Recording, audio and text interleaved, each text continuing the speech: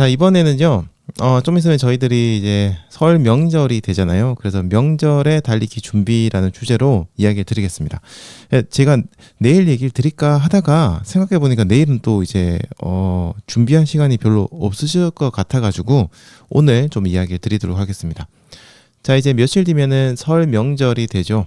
저는 이렇게 명절 전이 되면은 늘 여러분들에게 이야기 드리는 게 있는데요. 그건 바로 명절날 고향이나 아니면 다른 지역을 방문해서 달리기를 해보시라는 그런 겁니다. 특히 명절이라는 그 분위기, 그 기분이요. 달리기를 할 때 달리기를 조금 특별하게 해주는 그런 게 있거든요. 그리고 고향을 여러분들이 가셔가지고 달리기를 하시면은 더더욱 즐겁게 달리기를 하실 수 있을 겁니다.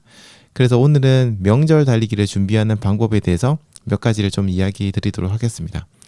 자, 첫 번째는 복장이라든지 이런 물품들 같은 것들을 미리 좀 챙겨 두셔야 됩니다. 갑자기 준비하시려고 하면은 그때 가서 좀 빠뜨리는 물건이 분명히 있게 되어 있어요. 그래서 명절에 달리기를 위한 복장이라든지 러닝화라든지 각종 용품들 같은 것들을 미리미리 생각나실 때마다 좀 챙겨 두시고요. 별도의 가방을 하나 좀 마련을 하세요. 이게 여러분들이 고향 가실 때 쓰시는 트렁크나 이런 데다가 넣으셔도 되는데요. 트렁크에 넣는다고 하더라도 별도의 조그만 가방을 따로 준비하셔가지고 거기다가 달리기 용품들이나 옷 같은 것들을 미리 넣어두시면 좋습니다. 그래서 평소에 이제 가방을 밖에다 놔두셨다가 생각날 때 맞다, 이거 깜빡할 뻔했네 하면서 그런 것들을 미리미리 챙겨두시는 거죠. 그리고 이제 러닝화도 꼭 챙겨가셔야 됩니다. 간혹 가다가 옷이랑 다 챙겨갔는데 깜빡하고 러닝화 안 들고 가는 분이 진짜 간혹 가다가 계세요.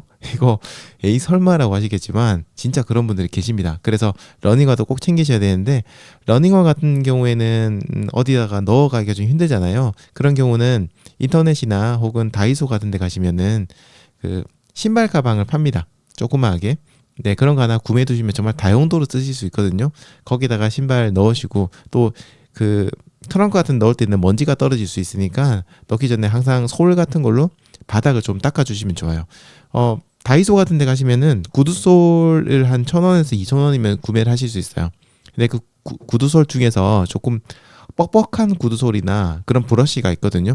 그런 브러쉬를 하나 구매해 두셨다가 신발에 있는 먼지 털기, 특히 아웃솔에 있는 먼지들 터는 용도로 하나 구매해 두시면 좋습니다. 그래서 그 달리기를 끝내고 나면 밑에 흙 같은 게 많이 묻는 경우가 있어요. 그런 경우에는 집에 오시기 전에 이제 그거 솔 들고 나가셔가지고 집 밖에서 한번 신발을 깨끗하게 바닥을 털고 들어가시면은 집을 훨씬 더 깨끗하게 하실 수 있거든요. 그리고 이런 것들이 여행을 가실 때도 신발을 깨끗하게 좀 만들 수 있습니다. 그래서 그런 브러쉬도 하나 준비하시면 좋고, 이번 다이소 가셔가지고 가방이랑 브러쉬 이런 것도 같이 준비하시면 좋을 것 같아요. 자, 그리고 두 번째는요, 명절에 달리기를 하실 코스를 시간이 나실 때 한번 알아보셔야 됩니다. 오늘하고 내일 정도밖에 여유 시간이 없으니까요. 오늘 한번 여러분들이 방문하시는 고향이나 여행을 가시는 분도 계실 텐데 그런 곳 주변에 좀 달리기를 할 만한 곳이 있는지를 찾아보시기 바라고요. 제가 개인적으로 좀 추천드리고 싶은 코스는 뭐냐면 추억을 상기할 수 있는 코스를 달려보시면 좋겠어요. 그래서 어린 시절 내가 뛰어놀던 그런 길들을 다시 달려본다든지, 어린 시절 내가 학교를 이렇게 통학하던 그런 길을 달려본다든지, 이런 거죠. 이렇게 해보시면 진짜 달릴 때 진짜 기분이 정말 색다르실 거예요. 옛날 생각도 나고 진짜 추억이 한가득한 그런 달리기가 되실 겁니다. 보통 저희들이 이제 늘상 여러분들이 달리는 길을 달리다 보면 그냥 그렇잖아요. 뛰다 보면은 익숙해져가지고. 근데 정말 오랜만에 내가 어린 시절을 보냈던, 학창 시절을 보냈던 그런 길, 내가 다녔던 학교, 만약에 대학교를 다닌 분들이 계시다면 지역에서 그 지역에 대학교 가보신다든지, 그렇게 한번 달려보시면은 말로 설명할 수 없는 굉장히 특별한 그런 달리기가 되실 겁니다. 달리기에서 속도가 중요하지 않다는 걸 진짜 그때 한번 체감을 하시게 될 거예요. 자, 그리고 세 번째는요, 혼자서 달리는 것도 좋지만 이번에 한번 가족들과 함께 달리시는 것도 좋을 것 같아요. 그래서 미리 가족분들에게 얘기를 해두셔서 가볍게 달리기를 안 하시는 분들이라면 가볍게 2km나 3km 정도를 걷고 뛰고 하시면은 그렇게 힘들지 않거든요. 그렇게 해서 방문하신 지역 혹은 여행지 고향에서 한번 같이 뛰면서 자녀분들에게도 여기가 내가 어릴 적에 어떻게 지냈던 곳인지 이런 것들을 또 이야기하고 하면은 훨씬 더 즐거운 시간이 되지 않을까 생각을 합니다. 그리고 네 번째는요. 명절 기간 동안 달리기 훈련을 한번 계획을 한번 짜보시는 거예요. 명절 이번에 뭐 며칠 있잖아요. 그럼 그 기간 동안 달리기를 2번 하실 수도 있고 1번 하실 수도 있는데 그때 어떤 훈련을 하실 건지 계획을 한번 짜보시는 거 좋습니다. 아니면 이번 기회에 한번 과감한 도전을 해보시는 거 좋아요. 내가 명절 기간 동안은 매일 달리기를 하겠다. 1km라도 괜찮으니까 매일 달리기를 해보겠다. 이렇게 뭔가 목표를 세우시는 것도 굉장히 좋아요. 예를 들어서 매일까지 매일매일 방송을 하신다면은 과식 같은 거 하면 안 되고 술도 드시지 않거나 좀 줄이셔야 되겠죠. 네, 그런 것들도 조금 장점이 될 수 있을 것 같습니다. 그래서 이렇게 한번 계획을 짜보시고요. 그리고 5번째는 명절 기간 동안 행동 수칙을 한번 짜보세요. 그리고 이걸 주변에 있는 가족분들에게 얘기를 하시는 게 좋습니다. 행동 수칙이라는 거는 뭐 훈련이나 이런 것뿐만이 아니고요. 그냥 내가 하루를 어떻게 보내실 건가에 대한 기준을 마련하시는 거예요. 특히 이제 뭐 마라톤 대회를 우리가 앞두고 있다. 뭐 3월달, 4월달에 마라톤 대회 굉장히 많잖아요. 그런 것들을 앞두고 있다. 근데 그게 뭐 하프나 풀코스를 준비하고 있다. 그러면은 좀 진짜 철저한 준비를 하셔야 되는데 그러면은 식단 조절도 중요하고 뭐 체중 조절도 하셔야 되고 술이나 이런 거 당연히 드시면 안 되실 테고 또 꾸준히 운동을 하셔야 되잖아요. 그래서 그런 것들을 수칙을 미리 좀 짜시고요. 주변 분들에게 얘기를 하신 거죠. 예를 들어서 내가 이제 먹는 거 굉장히 조심하셔야 됩니다. 명절 지나고 나면 살이 막 갑자기 확 찌게 되고요. 그런 것들이 이제 막 그다음 달리기 할 때 막 몸이 무거워지고 이런 문제가 생기거든요. 그래서 가족분들에게 음식을 어떻게 먹을 것인지를 그 가족분들에게 얘기를 하는 거죠. 그래서 스스로 약속을 지킬 수 있도록 하는 겁니다. 그런 거 얘기 안 하면은 가족분들이 계속 음식을 권할 거예요. 막 이것도 먹어봐라, 튀김도 먹어봐라, 뭐 과일도 먹어라, 뭐도 먹어라. 뭐 그러다 보면 그냥 조금 주섬주섬 먹다 보면 그게 엄청나게 많이 먹게 되거든요. 그래서 근데 그렇다 또 거절을 하기도 굉장히 미안한 경우가 많아요. 뭐 부모님이나 뭐 다른 가족분들이 막 생각해서 튀김하고 했는데 그걸 무조건 안 먹어요. 이렇게 하기도 좀 그렇잖아요. 그래서 나름의 이유를 좀 설명하셔야 됩니다. 내가 뭐 한 달 뒤에 마라톤 대회가 있는데 그걸 가려고 하면은 기름진 거 너무 많이 먹으면 안 되니까 오늘은 이 정도만 먹을게요 라고 이렇게 얘기를 하는 거죠. 그렇게 해서 조금 양해를 서로 구하는 것도 좋을 것 같습니다. 제가 예전에도 얘기 드렸지만 진짜 마라톤은요 마라톤 당일날 달리는 것도 뭐 힘들긴 하겠지만 사실 제가 생각했을 때 그것보다 더 힘든 거는 그 짧은 찰나의 순간 1시간, 2시간, 3시간, 4시간, 5시간이라는 그 짧은 순간을 위해서 몇 개월을 준비해야 되는 그 시간이 진짜 힘든 거예요. 그러다 보면은 이 추석이나 설 연휴가 항상 끼거든요. 봄에는 설이 있고 가을엔 저희가 추석이 있잖아요. 항상 그 마라톤 대회 전에 이렇게 명절이 있는 경우가 있어요.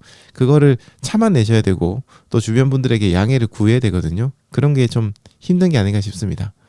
자, 그리고 여러분들에게 또 얘기 드리고 싶은 중요한 게 중요한 건 아니고 6번째 좀 얘기 드릴게요.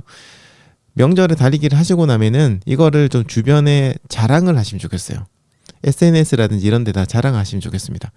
제가 평소에는 뭐 기록 자랑하고는 거 별로 그렇게 좋아하진 않거든요. 그래서 저는 별로 기록 같은 거 이렇게 잘 안 내 보이고 하는데 그런 얘기를 드리는 게 아니고요. 그게 아니라 여러분들의 경험을 자랑하시라는 거예요. 아까 얘기 드린 것처럼 정말 오랜만에 내가 어릴 적에 뛰어놀던 그런 길을 갖다가 달렸을 때 그 기분 이런 것들이 있잖아요.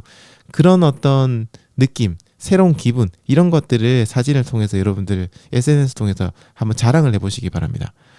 저는 어떻게 생각하냐면 그런 것들이 다른 러너분들에게 굉장히 신선한 동기부여가 될 거라고 생각해요. 매일 똑같이 올라오는 그냥 풍경 사진에 그냥 기록 적혀 있고 거리 적혀 있고 페이스에다 뭐 이런 거 적혀 있는 그런 것들 있잖아요.